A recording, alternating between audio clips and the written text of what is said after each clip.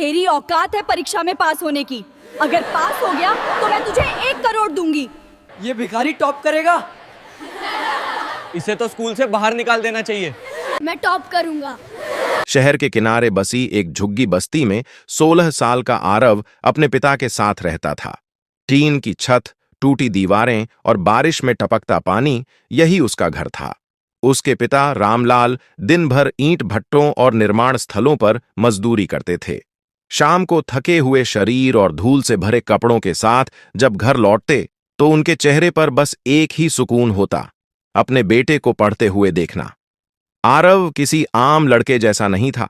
उसके पास न अच्छे कपड़े थे, न महंगे जूते, न कोचिंग क्लास, लेकिन उसके पास एक चीज थी, पढ़ने की भूख। वह एक बड़े और नामी स्कूल में पढ़ता था, जहां शहर के अमीर घरों के बच्चे आते थे। उस स्कूल में उसका होना ही लोगों को अजीब लगता था। हर सुबह आरव अपने पुराने बैग को कंधे पर डालकर 5 किलोमीटर पैदल चलता था।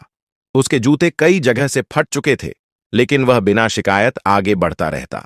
स्कूल पहुंचते ही उसे महसूस हो जाता कि वह बाकी बच्चों से अलग है। क्लास में बच्चे उसके कपड़ों पर हंसते, अरे देखो, आज फिर वही पुरानी शर्ट पहनकर आया है। कोई कहता, तू यहां कैसे पढ़ रहा है? ये स्कूल तेरे बस का नहीं है। आरव चुप रहता। वह जानता था कि जवाब देना जरूरी नहीं, आगे बढ़ना जरूरी है। उसके पिता ने उसे इस स्कूल में दाखिला दिलाने के लिए बहुत कुछ सहा था। उन्होंने कई रातें बिना खाना खाए बिताई थीं, सिर्फ इसलिए कि फीस भर सकें। आरव ये सब जानता था, और यही उसकी सबसे बड़ी ताकत थी। स्कूल की मालिक सीमा मेहता एक सख्त और घमंडी महिला थीं। उन्हें आरव का वहां होना बिल्कुल पसंद नहीं था। वह अक्सर उसे देखकर मुंह बना लेतीं। एक दिन उन्होंने स्टाफ रूम में कहा, पता नहीं ये लड़का यहां क्या कर रहा है। ऐसे बच्चों की जगह सरकारी स्कूल में होती है, यहां नहीं। टीचर्स भी अक्सर उनकी हां में हां मिलाते। धीरे धीरे बोर्ड परीक्षा नजदीक आ रही थी। पूरे स्कूल में तनाव का माहौल था। हर कोई अपनी तैयारी में लगा था। लेकिन आरव के लिए यह सिर्फ एक परीक्षा नहीं थी, यह उसके और उसके पिता के सपनों की परीक्षा थी। एक दिन लंच ब्रेक में कुछ बच्चे उसके पास आए और हंसते हुए बोले, सुन, इस बार बोर्ड है, तू तो पक्का फेल होगा। दूसरा बोला, अरे पास होना तो दूर, पेपर देखकर भाग जाएगा। आरव ने उनकी तरफ देखा, लेकिन कुछ नहीं कहा। उसने बस अपना टिफिन खोला, जिसमें सूखी रोटी और थोड़ा नमक था, और चुपचाप खाने लगा। उसकी आंखों में कोई डर नहीं था, सिर्फ एक जिद थी। उसे खुद पर भरोसा था। उसे पता था यह कहानी अभी शुरू हुई है। बोर्ड परीक्षा जैसे जैसे करीब आ रही थी, स्कूल का माहौल और ज्यादा बदलता जा रहा था। हर तरफ टेस्ट, प्रैक्टिस पेपर और रिजल्ट की बातें होती थीं। जिन बच्चों के पास महंगे कोचिंग नोट्स थे, वे आत्मविश्वास से भरे रहते, और जिनके पास नहीं थे, उन्हें धीरे धीरे किनारे कर दिया जाता। आरव उसी किनारे खड़ा एक लड़का था। उसके पास न कोई ट्यूटर था, न गाइड बुक्स का ढेर। उसके पास सिर्फ उसकी पुरानी किताबें थीं और एक कॉपी, जिसमें वह बार बार लिखकर अभ्यास करता था। एक दिन क्लास में मैथ्स टेस्ट हुआ। पेपर थोड़ा कठिन था। कई बच्चे परेशान दिख रहे थे, लेकिन आरव पूरे ध्यान से सवाल हल कर रहा था। जब रिजल्ट आया तो पूरी क्लास चौंक गई। आरव के सबसे ज्यादा नंबर थे। कुछ पल के लिए सन्नाटा रहा, फिर फुसफुसाहट शुरू हो गई। यार, इसने कैसे कर लिया? किसी से कॉपी की होगी। टीचर ने भी शक भरी नजरों से उसे देखा, लेकिन कुछ कहा नहीं। आरव को आदत थी, तारीफ से ज्यादा शक मिलता था उसे। उसी दिन दोपहर में स्कूल की मालिक सीमा मेहता क्लास में आईं। उनके आने से पूरे कमरे में सन्नाटा छा गया। उनकी नजर सीधी आरव पर जाकर रुकी। तुम? आरव, उन्होंने ठंडी आवाज में कहा, सुना है तुमने टेस्ट में सबसे ज्यादा नंबर लिए हैं। आरव खड़ा हो गया। जी मैम, उन्होंने हल्की हंसी के साथ कहा। अच्छा है, लेकिन एक टेस्ट से कोई टॉपर नहीं बन जाता। पूरी क्लास उनकी बात पर हल्का सा मुस्कुराई। फिर उन्होंने तेज आवाज में कहा, सच बताओ, नकल तो नहीं की? यह सुनकर आरव के गले में जैसे कुछ अटक गया। उसने धीरे से कहा, नहीं मैम, मैंने खुद किया है। सीमा मेहता ने उसे ऊपर से नीचे तक देखा। फटे जूते, पुरानी शर्ट, झुकी हुई आंखें। तुम जैसे बच्चे, उन्होंने कहा, इतनी आसानी से आगे नहीं बढ़ते। ये स्कूल बहुत बड़ा है, यहां सिर्फ मेहनत नहीं, स्टैंडर्ड भी चाहिए। ये बात सीधे दिल पर लगी। पूरी क्लास चुप थी, कोई उसके पक्ष में नहीं बोला। आरव ने कुछ नहीं कहा, उसने सिर्फ अपनी नजरें नीचे कर लीं, लेकिन अंदर कुछ बदल रहा था। उस दिन के बाद से मजाक और बढ़ गया। कॉरिडोर में चलते वक्त बच्चे कहते, अरे टॉपर साहब आ गए। कोई ताना मारता, बोर्ड में तो असली औकात पता चलेगी। आरव हर बात सुनता, लेकिन जवाब नहीं देता। घर पहुंचकर वह और ज्यादा देर तक पढ़ता। रात को जब उसके पिता थके हुए आते, तो उसे किताबों में डूबा देखकर मुस्कुरा देते। एक रात रामलाल ने पूछा, बेटा, इतना पढ़ता क्यों है? थोड़ा आराम भी कर लिया कर। आरव ने पहली बार अपने मन की बात कही, बाबा, मैं सबको गलत साबित करना चाहता हूं, आपको भी गर्व महसूस कराना चाहता हूं। रामलाल ने उसके सिर पर हाथ रखा। मुझे तो पहले से ही गर्व है। ये शब्द आरव के लिए किसी इनाम से कम नहीं थे, लेकिन स्कूल में हालात और सख्त होने वाले थे, क्योंकि अब सिर्फ बच्चे ही नहीं, बल्कि खुद सीमा मेहता उसे चुनौती देने वाली थीं, और यह चुनौती उसकी जिंदगी बदलने वाली थी। बोर्ड परीक्षा में अब सिर्फ 1 महीना बचा था। स्कूल में हर दिन एक दबाव जैसा माहौल रहता था। नोटिस बोर्ड पर टॉपर्स की लिस्ट लगती और उसी के नीचे खड़े होकर बच्चे अपनी अपनी तैयारी पर चर्चा करते। आरव हमेशा की तरह दूर खड़ा रहता। वह भी टॉप करता था, लेकिन उसका नाम लोगों की नजर में कभी काबिलियत से नहीं, संदेह से जुड़ा रहता था। एक दिन सुबह की असेंबली खत्म होने के बाद अचानक घोषणा हुई, सभी 10वीं के छात्र ऑडिटोरियम में इकट्ठा हों। सभी बच्चे उत्सुक हो गए। जब सब ऑडिटोरियम में पहुंचे, तो मंच पर स्कूल की मालिक सीमा मेहता खड़ी थीं। उनके साथ प्रिंसिपल और कुछ टीचर्स भी थे। सीमा मेहता ने माइक उठाया और बोली, इस साल बोर्ड परीक्षा हमारे स्कूल के लिए बहुत महत्वपूर्ण है। हमें रिजल्ट में शहर में पहला स्थान चाहिए। तालियां बजीं। फिर उन्होंने कहा, लेकिन कुछ छात्र ऐसे भी हैं जो सिर्फ दिखावा कर रहे हैं, छोटे मोटे टेस्ट में नंबर लाकर खुद को बहुत बड़ा समझने लगे हैं। उनकी नजर सीधे आरव पर जाकर रुकी। पूरा हॉल समझ गया कि बात किसकी हो रही है। आरव का दिल जोर से धड़कने लगा, लेकिन उसने खुद को संभाला। सीमा मेहता ने आगे कहा, आज मैं एक खुली चुनौती देना चाहती हूं। पूरा हॉल शांत हो गया। अगर इस स्कूल का कोई भी छात्र बोर्ड परीक्षा में टॉप करता है, सिर्फ क्लास में नहीं, पूरे स्कूल में, तो उसे मैं 1 करोड़ रुपए दूंगी। हॉल में हलचल मच गई। बच्चों की आंखें चमक उठीं, लेकिन अगले ही पल उन्होंने जो कहा उसने सबको चौंका दिया। और हां, उन्होंने हल्की मुस्कान के साथ कहा, यह बात खास तौर पर उन बच्चों के लिए है जो अपनी औकात से ज्यादा सपने देख रहे हैं। अब सबकी नजरें फिर से आरव पर थीं। कुछ बच्चे हंसने लगे। सुना, तेरे लिए ही बोला है। 1 करोड़, तू तो नाम भी नहीं लिख पाएगा पेपर में। सीमा मेहता ने सीधा आरव को देखते हुए कहा, क्या नाम है तुम्हारा? हां, आरव। अगर तुम पास भी हो गए ना, तो मैं खुद तुम्हें स्टेज पर बुलाकर इनाम दूंगी। उनकी आवाज में ताना साफ था। पूरा हॉल हंसी से गूंज उठा।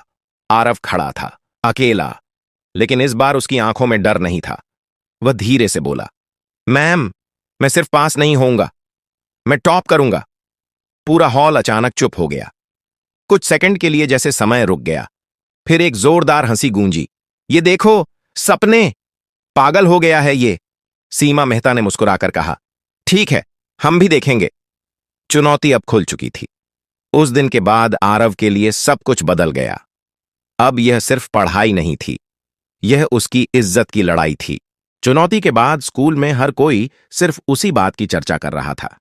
1 करोड़, टॉप करेगा आरव, नामुमकिन। लेकिन आरव के लिए अब ये आवाजें शोर नहीं थीं, वे ईंधन बन चुकी थीं। उसने उसी दिन तय कर लिया, अब पीछे हटने का कोई सवाल नहीं। उसकी दिनचर्या बदल गई। सुबह 4 बजे उठना, ठंडे पानी से मुंह धोना और किताब खोलकर बैठ जाना। जब पूरी बस्ती सो रही होती, तब आरव पढ़ रहा होता। घर में बिजली अक्सर चली जाती थी, इसीलिए वह मिट्टी के तेल की लालटेन में पढ़ता। आंखें जलतीं, लेकिन पन्ने पलटते रहते। दिन में स्कूल, जहां ताने मिलते थे, शाम को घर, जहां जिम्मेदारी इंतजार करती थी। कई बार वह अपने पिता के साथ काम पर भी चला जाता, ईंट उठाना, रेत भरना, ताकि घर का खर्च थोड़ा हल्का हो सके। एक दिन काम करते करते रामलाल ने पूछा, बेटा, इतना सब संभाल पाएगा ना? आरव ने पसीना पोंछते हुए कहा। संभालना ही पड़ेगा बाबा। रामलाल ने उसकी तरफ देखा। उन्हें अपने बेटे में कुछ अलग दिखता था, एक जिद जो आसानी से नहीं टूटती। स्कूल में हालात और मुश्किल होते जा रहे थे। कुछ बच्चे जानबूझकर उसके नोट्स छुपा देते, कभी उसकी कॉपी गायब कर देते। एक दिन तो किसी ने उसकी किताब पर पानी गिरा दिया। ओह सॉरी कहकर हंस पड़े। आरव ने भीग चुकी किताब उठाई, धूप में सुखाई और फिर से पढ़ने बैठ गया। वह समझ चुका था लोग उसे गिराना चाहते हैं, क्योंकि उन्हें डर है कि वह उठ सकता है। एक दिन उसकी क्लास टीचर, जो अब तक चुप रहती थीं, ने उसे रोका। आरव, उन्होंने धीरे से कहा, तुम बहुत मेहनत कर रहे हो, लेकिन ध्यान रखना, ज्यादा दबाव मत लेना। आरव ने सिर हिलाया। मैम, ये दबाव नहीं है, ये मौका है। टीचर कुछ पल उसे देखती रहीं। शायद पहली बार किसी ने उसे गंभीरता से लिया था। उस रात जब वह पढ़ रहा था, अचानक तेज हवा चली और लालटेन बुझ गई। पूरा कमरा अंधेरे में डूब गया। कुछ पल के लिए वह चुप बैठा रहा, फिर उठा, बाहर गया। सड़क के किनारे लगे एक पीले स्ट्रीट लाइट के नीचे बैठ गया। रात के 1 बजे थे। सन्नाटा था, लेकिन उस सन्नाटे में एक लड़का अपने भविष्य को लिख रहा था। उसकी उंगलियां ठंडी हो रही थीं, आंखें भारी हो रही थीं, लेकिन उसका इरादा और मजबूत हो रहा था। उसने खुद से कहा, अब रुकना नहीं है। बोर्ड परीक्षा बस कुछ दिन दूर थी और आरव अब तैयार हो रहा था, सिर्फ पेपर देने के लिए नहीं, इतिहास लिखने के लिए। आखिर वो दिन आ ही गया जिसका इंतजार पूरे साल से था। बोर्ड परीक्षा का पहला पेपर। सुबह का समय था। ठंडी हवा चल रही थी, लेकिन आरव के हाथ हल्के हल्के कांप रहे थे। डर से नहीं, जिम्मेदारी से। उसने अपनी पुरानी शर्ट पहनी, जिसे उसकी मां ने पिछली रात धोकर सुखाया था। जूते अब भी फटे थे, लेकिन साफ थे। रामलाल ने जाते वक्त उसके कंधे पर हाथ रखा। घबराना मत, जो पढ़ा है वही लिखना। आरव ने हल्की मुस्कान दी। जी बाबा। परीक्षा केंद्र स्कूल से थोड़ा दूर था। बाकी बच्चे अपने माता पिता के साथ गाड़ियों में आए थे, कोई कार से, कोई बाइक से। आरव अकेला पैदल आया। गेट के बाहर खड़े बच्चे आखिरी मिनट की बातें कर रहे थे। ये चैप्टर बहुत इंपॉर्टेंट है, अगर ये सवाल आ गया तो पक्का फुल मार्क्स। आरव चुपचाप एक कोने में खड़ा था। उसने किताब नहीं खोली। अब जो होना था वह उसकी मेहनत तय करेगी। अचानक पीछे से आवाज आई, अरे टॉपर साहब, तैयार हो? वही बच्चे थे जो रोज उसका मजाक उड़ाते थे। एक बोला, आज तो असली खेल है, देखेंगे कितने नंबर आते हैं। दूसरा हंसते हुए बोला, पेपर देखकर रो मत देना बस। आरव ने उनकी तरफ देखा। इस बार नजरें झुकाई नहीं। देख लेना, उसने शांत आवाज में कहा। घंटी बजी। सब अंदर चले गए। परीक्षा हॉल बड़ा था। लंबी लंबी कतारों में बेंच लगी थीं। हर छात्र के बीच दूरी थी। दीवार पर घड़ी टिक टिक कर रही थी। आरव अपनी सीट पर बैठा। उसने गहरी सांस ली। पेपर बांटे गए। जैसे ही उसने पेपर खोला, उसकी आंखें तेजी से सवालों पर दौड़ीं। पहला सवाल आसान, दूसरा भी जाना पहचाना, तीसरा वही जो उसने रात को पढ़ा था। उसके चेहरे पर हल्की मुस्कान आ गई। उसने लिखना शुरू किया। समय जैसे उड़ने लगा। बाकी बच्चे इधर उधर देख रहे थे, कुछ परेशान थे, लेकिन आरव पूरी तरह डूब चुका था। हर जवाब सोच समझकर साफ सुथरे तरीके से लिख रहा था। बीच बीच में उसे अपने पिता का चेहरा याद आता, लालटेन की रोशनी, स्ट्रीट लाइट के नीचे बिताई रातें। उसने पेन और तेज चला दिया। 3 घंटे बाद घंटी बजी। Stop writing. आरव ने आखिरी लाइन पूरी की और पेन रख दिया। उसने पेपर जमा किया और बाहर निकल आया। बाहर वहीं बच्चे खड़े थे। कैसा गया? मेरा तो थोड़ा खराब हो गया, किसी ने उससे भी पूछा। और तेरा? आरव ने बस इतना कहा, अच्छा गया। लेकिन इस बार उसकी आवाज में एक अलग ही भरोसा था। यह सिर्फ पहला पेपर था, अभी कई और आने वाले थे, और हर पेपर के साथ आरव खुद को साबित करने के और करीब पहुंच रहा था। सभी पेपर खत्म हो चुके थे। आखिरी दिन जब आरव परीक्षा हॉल से बाहर निकला तो उसके कदम हल्के थे, लेकिन दिल भारी। अब मेहनत खत्म हो चुकी थी और शुरू हुआ था सबसे मुश्किल दौर, इंतजार। स्कूल में कुछ दिन तक सन्नाटा रहा। न क्लास का दबाव, न टेस्ट। बच्चे अब रिजल्ट की बातें करने लगे थे। मुझे 85% तो आ ही जाएंगे। मम्मी ने बोला है 90% से कम नहीं चाहिए। और फिर वही पुरानी आवाजें, आरव, तू पास हो गया तो बहुत बड़ी बात होगी। टॉप? वो सपना भूल जा। अब ये बातें उसे चुभती नहीं थीं, क्योंकि वह जानता था अब जवाब शब्दों से नहीं, रिजल्ट से मिलेगा। इन दिनों वह अपने पिता के साथ ज्यादा समय बिताने लगा। सुबह काम में हाथ बटाता, शाम को घर के बाहर बैठकर आसमान देखता। एक शाम रामलाल ने पूछा, बेटा क्या लगता है? आरव कुछ पल चुप रहा, फिर बोला, बाबा, मैंने अपना पूरा दिया है, अब जो होगा देखेंगे। रामलाल मुस्कुराए। बस यही चाहिए था। उधर स्कूल में एक अलग ही माहौल था। सीमा मेहता अक्सर स्टाफ मीटिंग में कहती, इस बार हमें टॉप रिजल्ट चाहिए और मुझे पूरा भरोसा है कि हमारे असली टैलेंटेड बच्चे ही स्कूल का नाम रोशन करेंगे। उनका इशारा साफ था। एक दिन उन्होंने प्रिंसिपल से कहा, उस आरव पर नजर रखना, कहीं कुछ गड़बड़ न करे। प्रिंसिपल ने हल्के से सिर हिलाया, लेकिन उनके मन में अब पहले जैसा भरोसा नहीं था। उन्हें याद था वही लड़का हर टेस्ट में अच्छा कर रहा था। धीरे धीरे रिजल्ट का दिन नजदीक आने लगा। पूरे शहर में एक अजीब सी बेचैनी थी। जिस दिन रिजल्ट आना था, उस सुबह आरव बहुत जल्दी उठ गया। उसने कोई किताब नहीं खोली, बस चुपचाप बैठा रहा। उसकी मां ने पूछा, डर लग रहा है? आरव ने हल्की मुस्कान के साथ कहा, थोड़ा। रामलाल ने कहा, डर अच्छा होता है, बताता है कि बात बड़ी है।